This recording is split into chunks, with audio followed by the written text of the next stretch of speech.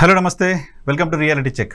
ఆంధ్రప్రదేశ్ రాజకీయాల్లో లడ్డూ వివాదం ఇంకా కంటిన్యూ అవుతోంది. లడ్డూ అంశానికి సంబంధించిన విమర్శలు, ప్రతి విమర్శలు కూడా చూస్తున్నాం. సిట్ ఏర్పాటు చేయాలంటూ ప్రభుత్వం నిర్ణయం తీసుకుంది.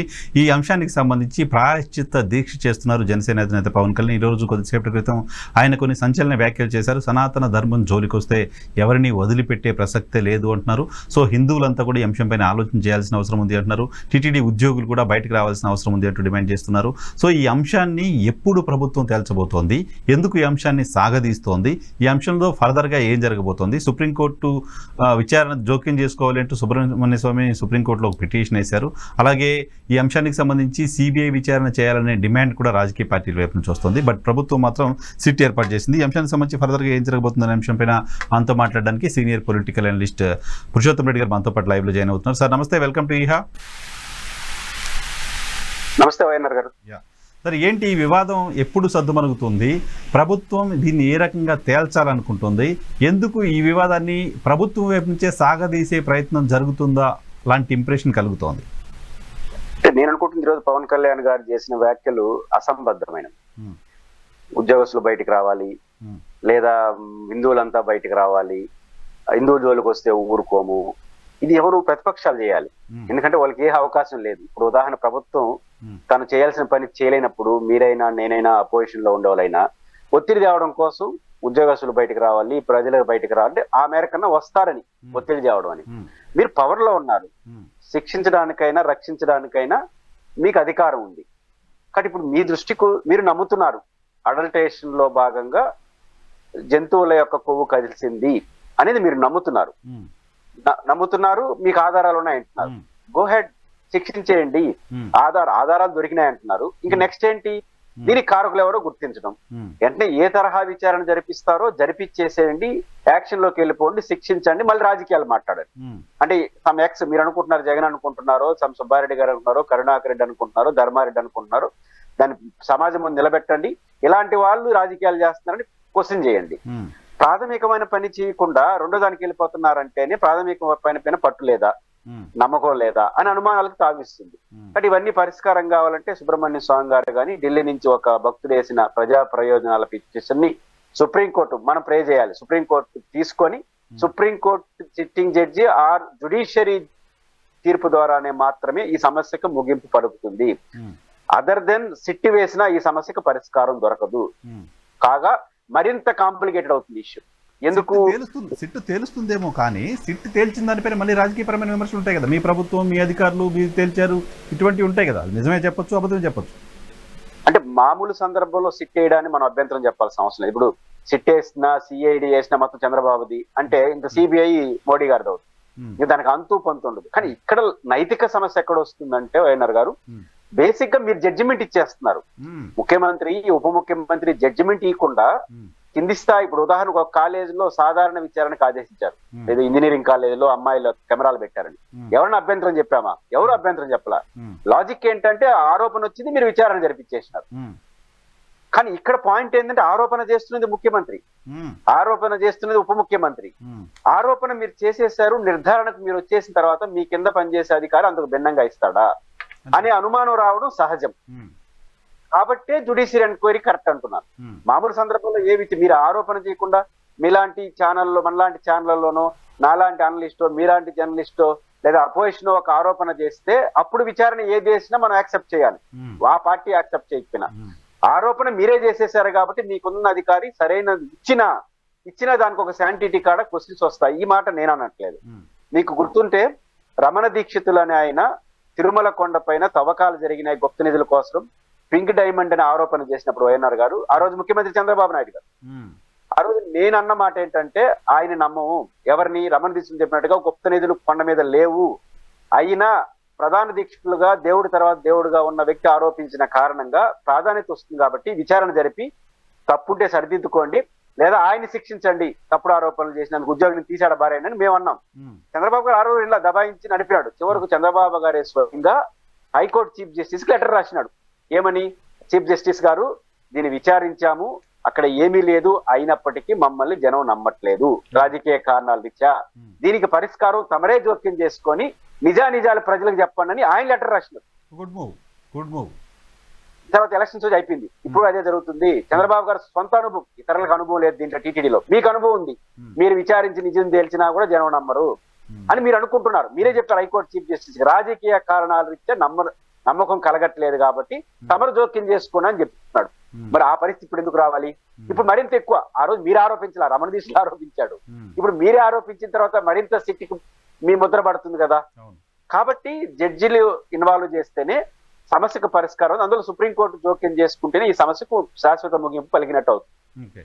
కానీ పవన్ కళ్యాణ్ గారి మాటల్ని, పవన్ కళ్యాణ్ గారి వ్యాఖ్యల్ని ఏ రకంగా చూడాల్సిన అవసరం ఉంది? సనాతన ముఖ్యమంత్రిగా ఉన్న, ఒక ఉప ముఖ్యమంత్రిగా ఉన్న వ్యక్తి, రాజ్యాంగపరమైన పొజిషన్లో ఉన్న వ్యక్తి లౌకికవాదం పేరుతో ఏమైనా చేస్తామంటే మేము భరించమంటున్నారు. నిజానికి లౌకికవాదాన్ని ప్రొటెక్ట్ చేయాల్సింది ఎవరు?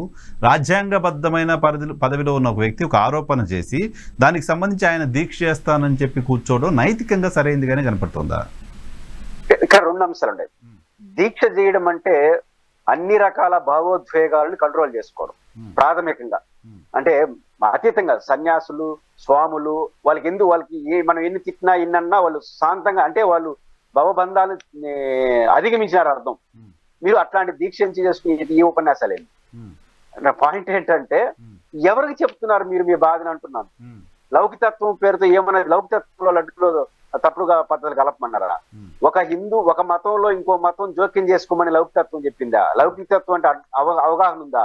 లౌకిక తత్వం అంటే ప్రతి మతాన్ని వాళ్ళు గౌరవించడం, ఇంకొక మతం అవమానించకుండా ఉండడం కూడా లౌకికతత్వం.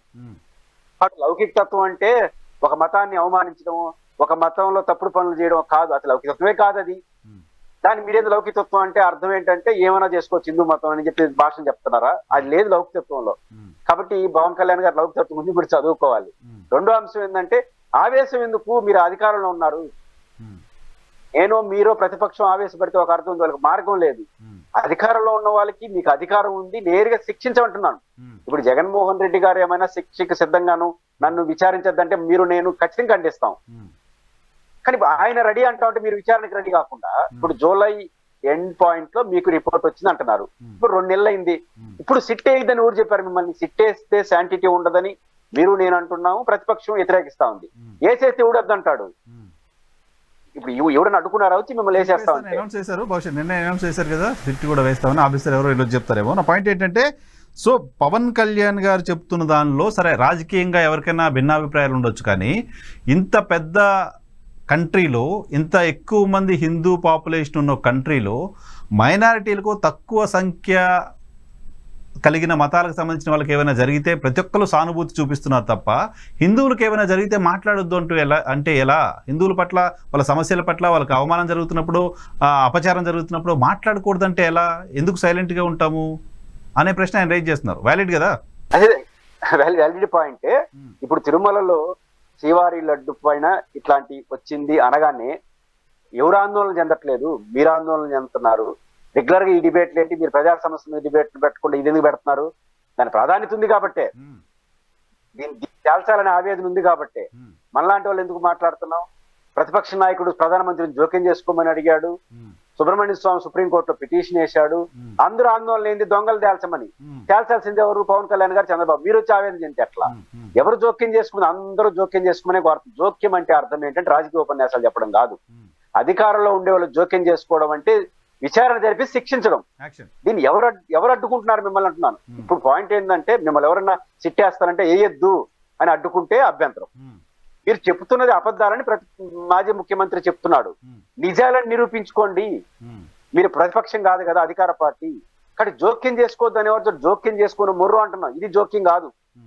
దీక్షలు చేసి ఉపన్యాసాలు చెప్పడం జోక్యం కాదు. జోక్యం అంటే ఏంటంటే ఇమీడియట్ గా విచారణ జరిపి దొంగల్ని లోపలేయడం.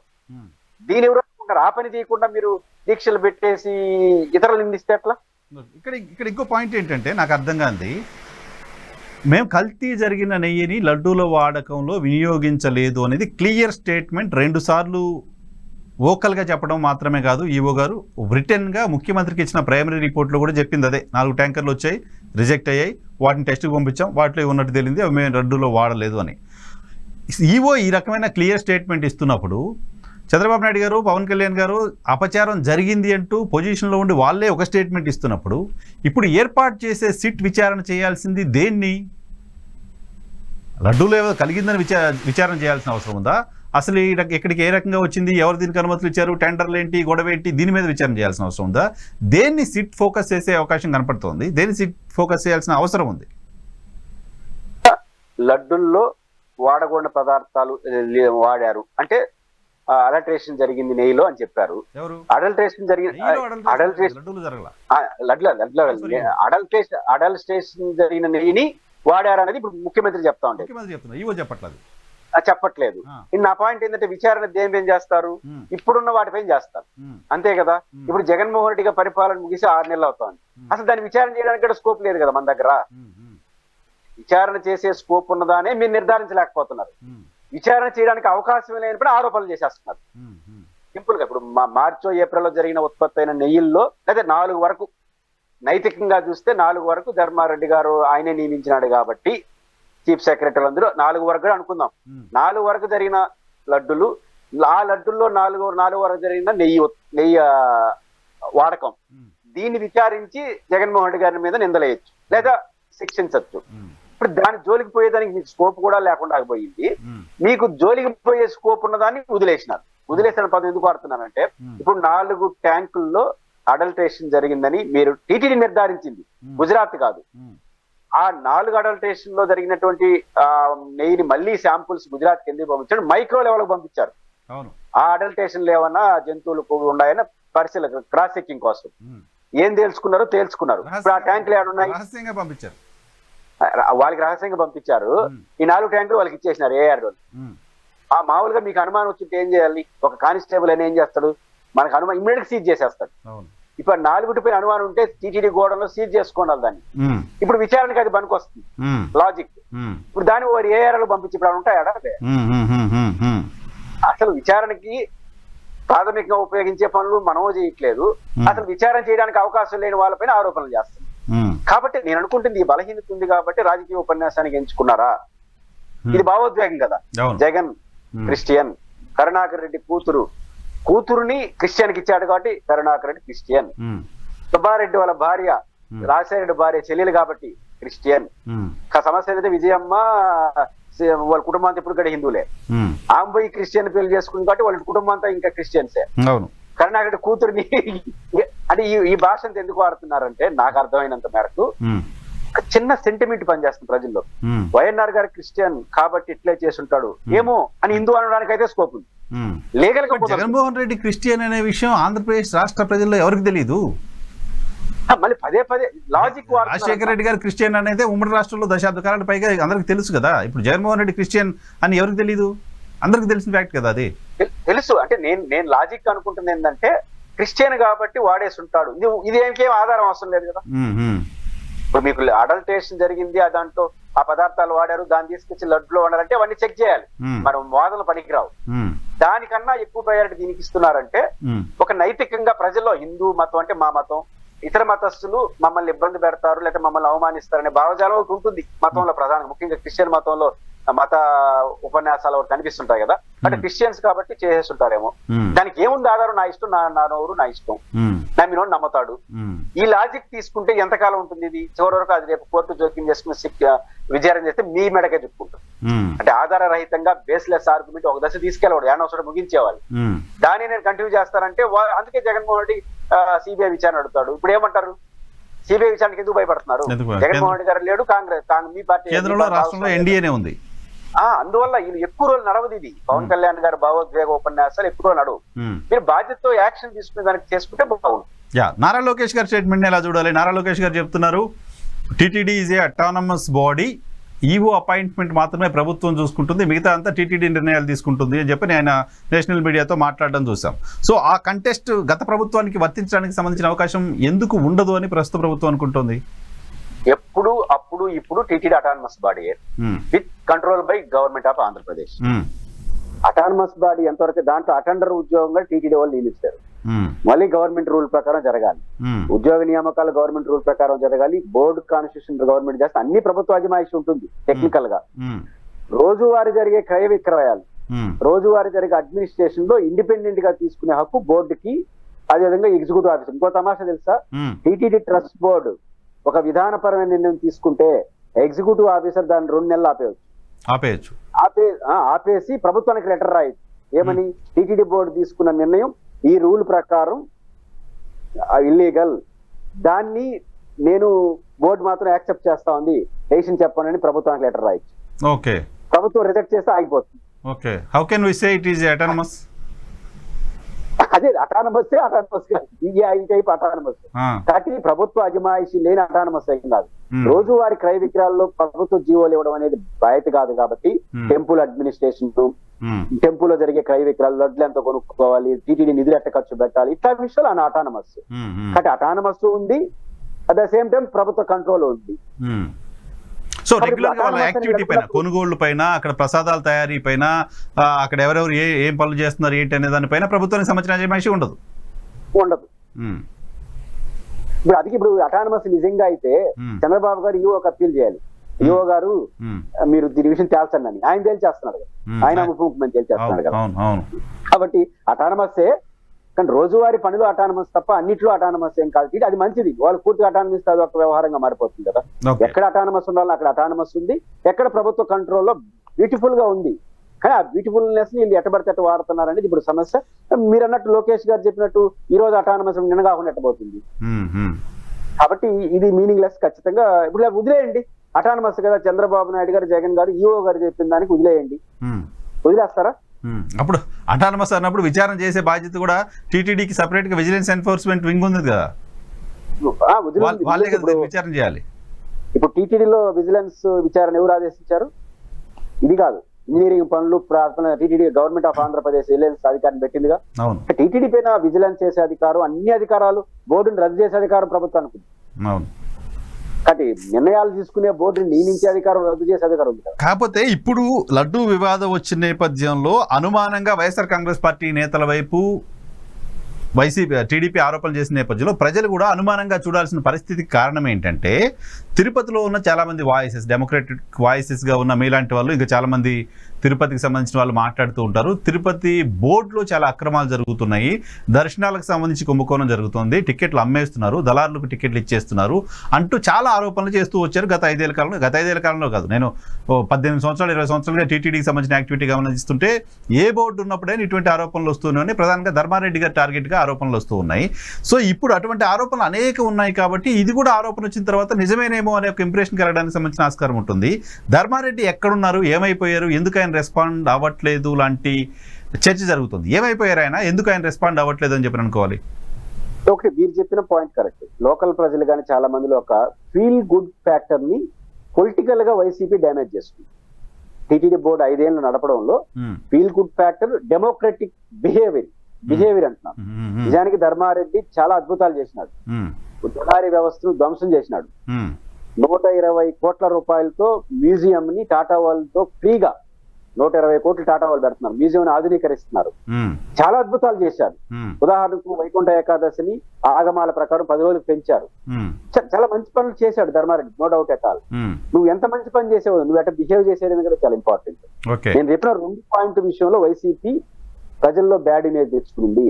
నెంబర్ 1 ఏంటంటే డెమోక్రటిక్ గా బిహేవ్ చేయడంలో బ్యాడ్ ఇమేజ్ ఉంది, ఫీల్ గుడ్ ఫ్యాక్టర్ పోగొట్టుకునింది. డెమోక్రటిక్ అండ్ బ్యాడ్ ఇమేజ్ ఎందుకు అంటానంటే, ఇప్పుడు ఒకే కులం అని ఆరోపణ చేస్తాను, నా ఇష్టం వచ్చినట్టు వాళ్ళని పెట్టుకుంటానంటే పెట్టుకునే అధికారం నీకుంది.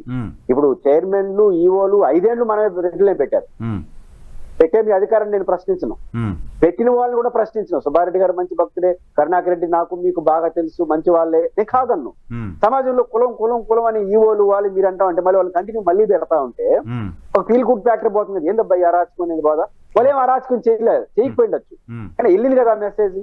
నెంబర్ 1. నెంబర్ 2, టీటీడీ ఈఓగా ఎవరిని పెట్టాలి? ఐఏఎస్ ఆఫీసర్ పెట్టాలి. చట్టం ప్రకారం Indian All India service officer ఉండాలి. డిప్యూటీ సెక్రటరీ ఆర్ జిల్లా కలెక్టర్ ర్యాంక్ స్థాయి అధికారి ఈఓగా ఉండాలి టీటీడీకి. జేఈఓ తిరుమలగా joint collector or assistant secretary cadre లో ఉండాలి. మనం తిరుమలలో ధర్మారెడ్డి గారు ఐఏఎస్ కాదు కాబట్టి ఆయన కోసం అని తిరుమల జేఈఓ పోస్ట్ ను మ్యూట్ లో పెట్టేసి అక్కడ స్పెషల్ ఆఫీసర్ పేరుతో ఆయన తీసుకొచ్చారు. మళ్ళీ అడిషనల్ ఈఓ పేరుతో తీసుకొచ్చినారు. మళ్ళీ ఏం చేశారు, ఈఓ పోస్ట్ కి ఆయన అర్హత లేదు, టెక్నికల్ గా అర్హుడు కాదు. జిల్లా కలెక్టర్ స్థాయి అధికారి సరిపోతాడు, కానీ జిల్లా కలెక్టర్ కాదు, ఆల్ ఇండియా స్థాయి అధికారి. ఎవరు ధర్మారెడ్డి క్యాడర్ రీత్యా, కానీ టెక్నికల్ గా ఇండియన్ అడ్మినిస్ట్రేషన్ సర్వీస్ కాదు. కానీ ఆయన కోసం అని చెప్పి 2 ఏళ్ల పాటు ఈఓ పోస్ట్ ఖాళీ పెట్టేసినారు. ఈఓ పోస్ట్ మ్యూట్ లో పెట్టేసి ఫుల్ అడిషనల్ ఛార్జ్ ఈఓ. దీన్ని ధర్మారెడ్డి గారు ఎంత మంచోడైనా కావచ్చు, మీరు కావాలంటే చీఫ్ అడ్వైజర్ పెట్టుకోండి, ఉప ముఖ్యమంత్రి చేసుకోండి. పాయింట్ ఏంటంటే ఒక వ్యక్తి కోసం ఈఓ పోస్ట్ 2 నెలల ఖాళీకి పెట్టారు కదా అనే భావం నాట్ గుడ్ ఫ్యాక్ట్ కదా. అవును, ఈ తప్పులైతే వైసీపీ చేయకూడదు. దొండ ధర్మారెడ్డి గారు ఒక జగన్ తప్ప ఎవరిని యాక్సెప్ట్ చేయడు. ఆయన ఎవరు చెప్పినా ఆయన నచ్చితే వింటాడు. ఆయన దయ మన ప్రాప్తం, ఒప్పుకోదు కదా సమాజం. ఇవన్నీ నెగిటివ్ ఫ్యాక్టర్స్ తిరుపతిలో బలంగా పనిచేస్తాయి. అన్నింటినీ 5,000 క్యారీ చేస్తూ వచ్చిన వైఎస్ఆర్ కాంగ్రెస్ పార్టీ ఇప్పుడు ఈ విమర్శని ఆబ్వియస్లీ డిఫెన్స్ లో పడిపోయిన పరిస్థితి. నిజానికి వాళ్ళు చేసిన, నేను ఇప్పుడు ఫీల్ గుడ్ ఫ్యాక్టర్ తప్పుకి నెయ్యిలో జరిగిన దానికి సంబంధం లేదు. కానీ సమాజం అటు చూడదు. మీలాగా నాలాగా ఓపిక లేదు సమాజానికి. ఆల్రెడీ ఒక నెగిటివ్ అభిప్రాయం మీద నాకు వచ్చేసింది, మీరు ఏం మాట్లాడి నాకు నెగిటివ్ కనిపిస్తుంది. అవును, ఇది అదే జరుగుతుంది ఇప్పుడు టీటీడీలో. నెగిటివ్ ఫ్యాక్ట్, వీళ్ళు ఏకపక్షంగా వ్యవహరించారు, కులపరంగా గానీ అధికారులు ఉపయోగించే పద్ధతిలో ఏకపక్షంగా వ్యవహరించిన భావజాలం నేనే అంటున్నా. నేను కూడా రెడ్డినే, నేను కూడా అంటున్నా. కానీ పాయింట్ ఏంటి, ఇది మిగతా కులాలకు ఏమనిపిస్తుంది, కులాల సమూహారం కదా సమాజం. ఈ భావజాలం వచ్చేసిన తర్వాత వాళ్ళ మీద ఒక ఆరోపణ, ఇదే ధైర్యం. ఇప్పుడు చంద్రబాబు నాయుడు గారు ధర్మారెడ్డి పేరు, కరుణాకర్ రెడ్డి పేరు ఇవన్నీ తీస్తున్నాడు. ఎందుకు తీస్తున్నారంటే ఈ భావజాలం వెళ్ళిపోయింది కాబట్టి దీన్ని అట్లా లేపుతున్నాడు. ఇప్పుడు మీరు అన్నట్టు ధర్మారెడ్డి ఎక్కడ పోయాడు, ఇంకా జగన్ గారిని అడగాలి. ఎందుకంటే ఆయన జగన్ గారి ఫోను, ఆయన ఈయన ఫోన్ తప్ప ఎవరు తీరు కదా. కాదు, ఆయన ప్రభుత్వ అధికారి కదా సార్, ప్రభుత్వం తెలీదా? ప్రభుత్వానికి తెలియకుండా రిటైర్ అయినట్టున్నారు కదా. ఇప్పుడు స్వేచ్ఛ ఉంది ఆయనకి, ప్రశాంతంగా ప్రెస్ మీట్ పెట్టచ్చు. ఇప్పుడు మీరు చూడండి, తెలుగుదేశం పార్టీ పీరియడ్ లో ఇప్పుడు ఎట్లయిపోయిందంటే వైసీపీ పరిస్థితి, ఎవరన్నా వైసీపీ నాయకుడు ఆఫ్రికా ఏమైనా ఇంత గొడవ జరుగుతా ఉంది, నిజానిజాలు చెప్పొచ్చు కదంటే ఆయన అడగండి అంటున్నారు అధికార పార్టీ వాళ్ళు. ఎందుకంటే 5 ఏళ్ళు మమ్మల్ని కనీసం దర్శనం గడి లేదు, ఇప్పుడు మాకు సమస్య వచ్చి మాత్రం మేము కనపడుతున్నావా? సో వైసీపీ వాళ్ళు కూడా బాధితులేనా ధర్మారెడ్డి గారికి? టెక్నికల్ గా బాధితులేగా. ఇప్పుడు నాకు దర్శనం లేదు, పాడు లేదు. వైసీపీ కార్యకర్తలు కూడా దర్శనం ఇచ్చుకోవడం ద్వారా నేను గొప్పగా చేసినానని ఆయన అనుకుంటున్నారు. ఇప్పుడు ఆయనే మాట్లాడమని వీళ్ళు అంటున్నారు. Okay okay okay okay right. తర్వాత ఇంకొక ఇష్యూ, ఈరోజు బయటకు వచ్చిన ఇష్యూ, ఈరోజు ఏపీ మీడియా రాస్తూ వస్తున్న ఇష్యూ, దర్శనాలు కూడా రోజు 300-350 పైగా బ్రేక్ దర్శనాలని టీటీడీ చైర్మన్ హోదాలో సుబ్బారెడ్డి గారు దుర్వినియోగం చేశారని ఒక పాయింట్ రైజ్ అవుతోంది. ఆల్మోస్ట్ డైలీ 170కి పైగా దర్శనాలని కరుణాకర్ రెడ్డి గారు మిస్యూజ్ చేశారు లాంటి ఒక పాయింట్ రైజ్ అవుతోంది. గతంలో చైర్మన్లకు ఉన్న కోటాతో పోలిస్తే ఇది చాలా ఎక్కువ, 10-15-20 రెట్లు ఎక్కువగా ఉంది అనేది పాయింట్. టీటీడీ చైర్మన్ కు షరతులు లేని కోటా ఉంటుంది.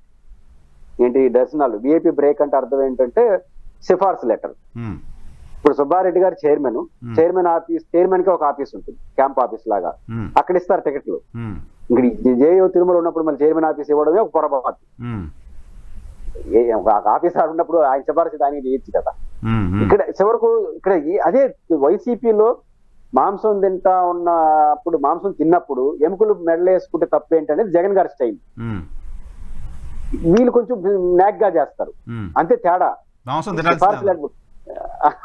ఇప్పుడు చైర్మన్ గారికి మీరు, నేను, ఎమ్మెల్యేలు అందరూ సిఫార్సు చేస్తే ఆయన ఇస్తాడు. ఆ 2000 టికెట్లు ఏమైనా సిఫార్సు ఇవ్వడం వేరు, ప్రోటోకాల్ ఉన్న వాళ్ళకు లేకపోతే తెలిసిన వాళ్ళకు ఇంకేదో కొన్ని అప్లికేషన్స్ ఉన్న వాళ్ళకు ఇవ్వడం వేరు. కానీ టికెట్లు సేల్ చేశారు, అమ్మేసుకున్నారు, పర్సనల్ గా యూటిలైజ్ చేసుకున్నారు అనేది పాయింట్. ఇప్పుడు పాయింట్ ఏంటి అదే. ఇప్పుడు నాకు మీకు నేను టీటీడీ బోర్డులో ఉంటాను, వైఎన్ఆర్ గారు నాకు ఫోన్ చేసి మా వాళ్ళు వస్తున్నారు సార్ 10 ఇమ్మని ఇమ్ముతారు, నేను ఇస్తాను. అది నేను మీ మీద గౌరవంతో అంటాను, పక్కనోడు అమ్ముకున్నాడు అంటాడు. ఇది ఎవడు పరిస్థితించేది? అబ్నార్మల్ కోటా ఉండడం దీనికి సమస్య కారణం. అబ్నార్మల్ కోటా లేకుండా టెక్నికల్ గా ఉందని కూడా పట్టించుకుంటాడు. నాకు 100, నేను 10, 5 ఇస్తే నైతికత, నేను నన్ను అనుమానించడు. నాకు 100 ఇస్తే అందరికీ అనుమానం, అమ్ముకుంటున్నాడేమో అని. ఇదే అంటున్నాడు, మాంసం తింటున్నావు కాబట్టి ఎముకలు వేసుకోవడం అని.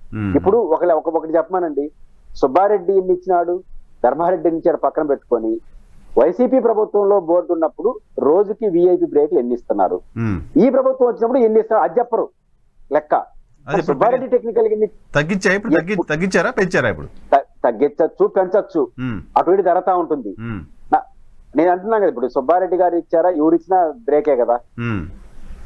కానీ అప్పుడు సుబ్బారెడ్డి గారు ఒకరే ఇచ్చేవాళ్ళు, ఇప్పుడు 10 మంది ఇస్తుంటారు. 10 మంది ఇచ్చేసరికి పలసనైంది ఇష్యూ, టార్గెట్ తక్కువ అయింది. కానీ ఇచ్చే వాళ్ళ సంఖ్యను కూడా ఎక్కువ చేసింది వైసీపీనే కదా. దాదాపు 50 మందిని ఎక్స్ అఫీషియల్ అవో ఇవో ఒక్కో స్టేట్ కి మళ్ళీ సపరేట్ కమిటీలు వేసి మెంబర్లు వేసింది కదా. సో వాళ్ళందరికీ కూడా ప్రోటోకాల్ పెట్టి టికెట్ ఇచ్చారు కదా. దాని కోర్టు ఆపేసింది. అదృష్టవశాత్తు ఏంటంటే దాని కోర్టు ఆపేసింది. ఇది 70 మందిని బోర్డు వేశారు కదా, ఎక్సెప్ట్ ఇన్వైట్, దాన్ని ఆపేసింది. బోర్డు వరకే ఉండింది. ఇతర ఇప్పుడు ఉదాహరణకి ఇన్వైటేస్ గా చెన్నైలో ఉన్నటువంటి ఏమంటారు దాన్ని, దాని భక్తుల కమిటీ, శ్రీవారి భక్తుల కమిటీ పేరు ఉంటుంది. చెన్నై కేంద్రంగా, ఢిల్లీ కేంద్రంగా, బాంబే. ఇది ఎందుకని ఇంకొక మార్గంలో వాళ్ళకి బోర్డులు ఇవ్వడం, ఇన్వైటీ అని పెడతారు.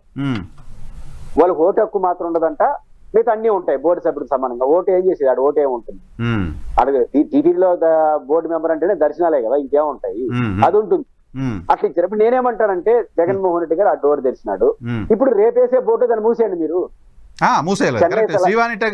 శ్రీవాణి ట్రస్ట్ కు సంబంధించి కూడా వివాదం జరిగింది. బట్ స్టిల్ ఇంకా శ్రీవాణికి సంబంధించిన టికెట్లు అమ్ముతున్నారు టీటీడీలో, పెరిగాయి. దాన్ని ఇమీడియట్ గా ఆపేసి ఉండాలి కదా ప్రభుత్వం. దానిలో అక్రమాలు జరుగుతున్నాయి, అసలు 10,000 టికెట్లు అమ్ముకోవడం ఏంటి అనే చర్చ గతంలో చేశారు కదా. శ్రీవాణి టెస్ట్ టికెట్లు గతానికన్నా పెరిగినాయి. ఈ సలహా మండలి అంటారు, చెన్నై, బెంగళూరు, ఢిల్లీ, ఎక్కడ మనోడు ఉంటే ఆడ సలహా మండళ్ళు. కలకత్తాలో మిమ్మల్ని కలకత్తా కోట కింద తీసుకురావాలనుకోండి, కలకత్తా సలహా మండలి. ఆ సలహా మండలి ఎవరు ఎన్నుకుంటారు ఊరికి తెలియదు, వాళ్ళే ఎన్నుకుంటారు. ఢిల్లీకి సలహా మండలి, మీకు వేమిరెడ్డి ప్రశాంతి గారు ఢిల్లీ సలహా మండలి హోదాలో మెంబరు. ఆమె నెల్లూరు ఆడబిడ్డ, ఢిల్లీ సలహా మండలి చైర్మన్ హోదా బోర్డు మెంబర్, ఇన్వైటీస్. అంటే ఇట్లా విచిత్రంగా ఉంటుంది నియామకాలు. ఇప్పుడు దాన్ని ఆపేయండి మీ పార్టీలో, శ్రీవాణి టికెట్లు ఆపేసేయండి. ఎందుకు ఆపట్లేదు? సో కొత్త బోర్డు వస్తే మారుస్తారేమో, ఇమీడియట్ గా ప్రక్షాళన మొదలు పెట్టామని చెప్తున్నారు కదా చంద్రబాబు నాయుడు గారు. చూద్దాం ప్రక్షాళన జరుగుతుందేమో. చివరిగా కర్నూలుకి హైకోర్టు తీసుకురావాలి. కర్నూలులో హైకోర్టు ప్రపోజల్ అనేది భారతీయ జనతా పార్టీ డిక్లరేషన్ అంటూ భారతీయ జనతా పార్టీ 2019 ఎన్నికలకు ముందు తిరుపతి కేంద్రంగానే డిక్లరేషన్ చేసినట్టు గుర్తు నాకు. తిరుపతి కర్నూలులో. సో కర్నూలులో హైకోర్టు పెట్టాలనేది Bharatiya Janata party demand, Bharatiya Janata party విధానం. జగన్మోహన్ రెడ్డి 3 రాజధానుల ప్రస్తావన తీసుకొచ్చినప్పుడు కూడా కర్నూలులో హైకోర్టు పెడతామనే నిర్ణయాన్ని భారతీయ జనతా పార్టీ సమర్థిస్తూ వచ్చింది, రైట్? ఇప్పుడు నిన్న న్యాయశాఖ సమీక్షలో చంద్రబాబు నాయుడు గారు కర్నూలులో బెంచ్ మాత్రమే ఏర్పాటు చేస్తాము అని చెప్పారు. దీనిపైన భారతీయ జనతా పార్టీ ఇప్పటి వరకు స్పందించలేదు. సో దీనిపైన రాయలసీమ వాసిగా, రాయలసీమలో హైకోర్టు ఉండాలి అని కోరుతూ వస్తున్న వాళ్ళుగా మీ రియాక్షన్ ఏంటి? బేసిక్ గా రాయలసీమ ఉద్యమంలో పనిచేసే నేను గాని మేము గాని మా డిమాండ్ హైకోర్టు కాదు, మా డిమాండ్ రాజధాని. కాబట్టి మా డిమాండ్ కాదు హైకోర్టు. అయితే బీజేపీ ఆ స్టెప్ తీసుకుని రాజధాని, వాళ్ళు హైకోర్టు ఒకటే కాదు, వాళ్ళ కర్నూలు డిక్లరేషన్, రాయలసీమ డిక్లరేషన్ లో 2వ రాజధాని కర్నూలు, సెకండ్ రాజధాని. అవును. మళ్ళీ దాంట్లో ఏమేమి ఉండాలంటే, దాంట్లో ఏమి ఉండాలి కూడా చెప్పారు. అసెంబ్లీ, సెక్రటేరియట్, గవర్నర్ బంగ్లా, ముఖ్యమంత్రి క్యాంప్ ఆఫీసు, ఏమేమి ఉండాలి కూడా చెప్పారు. హైకోర్టు ఇమీడియట్ గా పెట్టమన్నారు. ఇది బీజేపీ స్టాండ్. అది ఎప్పుడు చేశారు? తెలుగుదేశంతో విడిపోయేటప్పుడు చేసినారు, 2019 ఎన్నికల ముందు. అందుకేనా అంటే మేమేమనుకుంటున్నామంటే, ఏ రాజకీయ పార్టీ మాట్లాడిన దశలో 2వ రాజధాని హైకోర్టు అన్నప్పుడు దాన్ని సమర్థిద్దాము, అది మా డిమాండ్ కాకపోవచ్చు అనే లెక్కలో. కానీ ఒక జాతీయ పార్టీ ముందుకు వస్తే దాని ప్రెజర్ పెరుగుతుంది కదా. ఇప్పుడు కూడా ఇప్పుడు ఏమి మాట్లాడరు బీజేపీ, ఇది స్టార్టింగ్ లో ఉన్నారు. ఎండింగ్ వచ్చినప్పుడు ఇప్పుడు మాట్లాడుతారు, ఇప్పుడు విడిపోయే దశకు వచ్చినప్పుడు ఇది మాట్లాడతారు, మేము విడిపోవడానికి ఇది కూడా ఒక కారణం అని. కానీ ఇప్పుడు కలిసి ఉన్నారు కాబట్టి ఇది గుర్తురాదు, విడిపోయేటప్పుడు గుర్తు వస్తుంది రాయలసీమ డిక్లరేషన్ బీజేపీ వాళ్ళు. లేకపోతే మేమెందుకు డిమాండ్ చేయట్లేదంటే, మాకు ఒక నైతికత సమస్య వచ్చింది. ఇప్పుడు కర్నూలులో చంద్రబాబు గారు ఆ తీర్మానం చేయడం నేను తప్పను. చంద్రబాబు గారు చేసిన తీర్మానంగా ఎట్లా చూస్తారు దాన్ని? ఎన్డీఏ సర్కార్ చేసిన తీర్మానం. చంద్రబాబు గారు, పవన్ కళ్యాణ్ గారు వరకు మేము తప్పు పట్టాం. ఎందుకు తప్పు అంటే వాళ్ళు కర్నూలులోనే చెప్పాడు చంద్రబాబు నాయుడు గారు, మా నినాదం మొత్తం అమరావతిలో ఇంక్లూడింగ్ హైకోర్టుతో సహా మీకు బెంచ్ ఇస్తాము అని. కాబట్టి ఆయన నైతికంగా నేను తప్పు పట్టాను. కానీ బీజేపీ నైతికత సమస్య ఉంది ఇక్కడ. బీజేపీ వాళ్ళు తెలుగుదేశంతో విడిపోయేటప్పుడు, ఒంటరి రాజకీయాలు చేసేటప్పుడే రాయలసీమ డిక్లరేషన్ గుర్తొస్తుంది, కానీ తెలుగుదేశంతో కలిసి మేమేం గుర్తురావు. ఇది బీజేపీ అవకాశవాదం. దీనిపైన బీజేపీ మంత్రి బహుశా ఒకరో ఇద్దరు ఉన్నారు,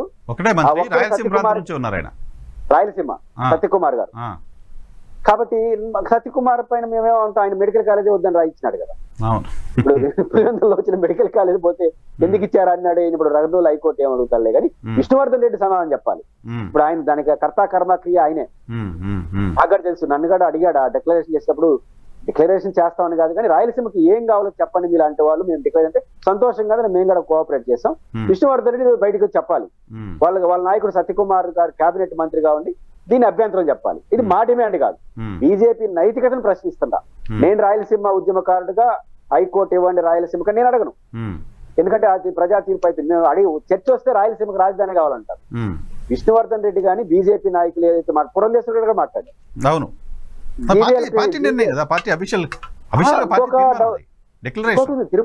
తిరుపతి హైకోర్టులో ధర్నా చేశారు, దానికి జీవీఎల్ గారు వచ్చారు, నేను కూడా పక్కనుండా. ఇది మా డిమాండ్ అన్నాడు. ఇప్పుడు జీవీఎల్ గారు స్పందించాలి, పురంధేశ్వర్ గారు స్పందించాలి, బీజేపీలో ఉన్న నాయకులందరూ స్పందించాలి. మీ వైఖరేంటి? మా కోసం కాదు, మీ నైతికత నిరూపించుకోవడం కోసం మాత్రం. చూడాలి స్పందిస్తుందా లేదా భారతీయ జనతా పార్టీ మరి అనేది. Thank you sir, thank you మా కోసం సమయం కేటాయించినందుకు. ఇది పురుషోత్తం రెడ్డి గారితో special reality check. Tirupati laddu వివాదానికి సంబంధించి ఆయన వెర్షన్ ఇది. అలాగే కర్నూలులో హైకోర్టు ఏర్పాటు చేస్తామని హామీ ఇచ్చిన భారతీయ జనతా పార్టీ ప్రస్తుతం ఎన్డీఏ సర్కార్ అక్కడ బెంచ్ మాత్రమే ఏర్పాటు చేస్తామని చెప్తున్న నేపథ్యంలో భారతీయ జనతా పార్టీ రెస్పాన్స్ ఏంటి అనేది కూడా చూడాల్సి ఉంది. చూస్తూనే ఉన్నాడు ఈ హెడ్.